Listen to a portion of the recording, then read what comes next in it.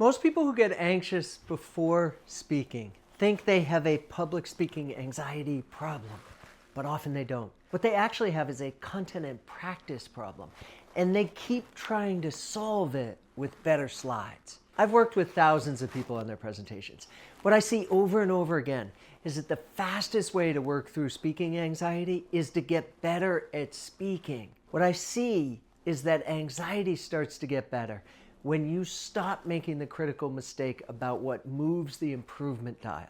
Let's agree the three big components of a presentation are content, slides, and delivery. Now do a quick assessment on how much prep time you spend on each one. If you're like most researchers, prepping slides is the rabbit hole that takes the majority of your time. But slides are actually the least important part of your presentation, and they're not the source of your anxiety.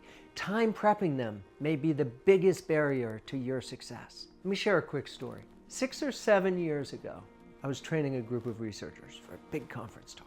For 3 sessions in a row, one of them kept not improving. He'd get feedback, go work on his slides, and then come back having solved one set of issues, but having introduced another set. We needed to break the cycle. When he showed up, I told him he's going to present today without his slides. Took some cajoling, but I finally got him to give it a try. And a remarkable thing happened. Both his content and his delivery dramatically improved. His slides, the thing he kept spending all his time on trying to improve his presentation, were actually the thing that was holding him back. Now, admittedly, this is a bit of an extreme case, but it's actually not unusual that slides were the problem, and it dramatically changed how I coach.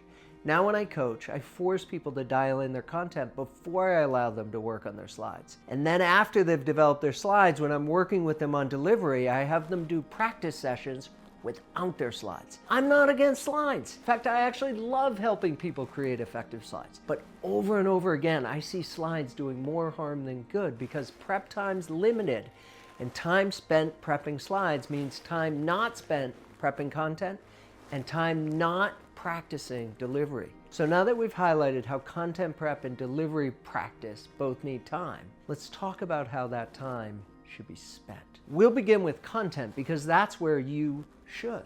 The first content issue is that people think because they have more than they need, they simply need to trim what they have to fit the time allowed. This never works. A great 10-minute talk is not 30 minutes of content trimmed to 20, trimmed to 12, given in 10. That's backwards.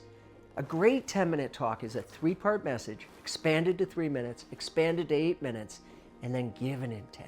What happens when you trim and then speak fast to fit everything in is you no longer have a coherent message. And this brings us back to our anxiety conversation. At some level, you know your talk doesn't really make sense, that you're trying to fit too much into too little time, and that it doesn't really work. And if you don't have confidence that your presentation works and has value, well, of course you're anxious. Frankly, you should be, because the talk isn't actually a very good one. But when you start from a core message that can be said in 30 seconds, and then you build a foundational talk outline that can be given in 3 minutes, and then you add the complexity and detail that time allows, but not so much that you have to speak too fast or it'll take too long, well, that's a place where you can present from confidence. Confidence that you have a talk that people understand. Confidence you're offering something of value to those giving you their time to listen. Now let's talk about delivery. Slides mess up your delivery. I see this over and over again. As people practice with slides, they're spending more time checking their slides than they are doing anything else. They think eye contact and gestures will just happen when they finally know their talk well enough.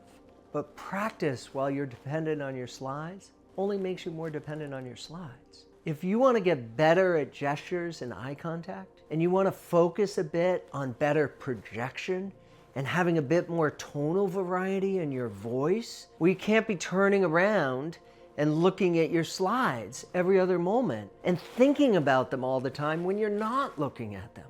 So as strange as it sounds, you need to practice giving your talk without slides. Give it a try. I promise you'll be amazed about how much better your delivery is when you're no longer focused on them. And you'll feel that improvement. You may not believe me, but I can tell you it's real. I know because every semester when I teach my presentation class to graduate students, we always do a next to last run through without slides. And every year the students all say it's the practice session where they finally feel the delivery progress they've been making. It's where they start to know they're finding their voice and increasing the strength of their presence. And their confidence grows because of it. And then we reintroduce slides for their final talk, and the improvement sticks because they have actually felt themselves improve.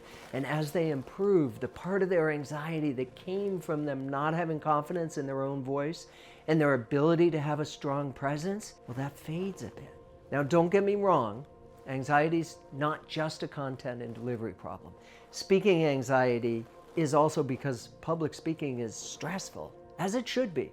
Group of people giving you their time, you're tasked with making it worth their while. It's natural there's a bit of stress there. And stress management practices like breath work and positive visualization, those are important, but they're only effective if you've done the work first to build out content and to get better at delivery. And yes, to build decent slides. But remember, time building those slides is time you can't spend on content delivery. And I promise, clear content and an engaging delivery, way more important than better slides. Clear content and engaging delivery are the foundation of great talks. Slides are just the icing on the cake.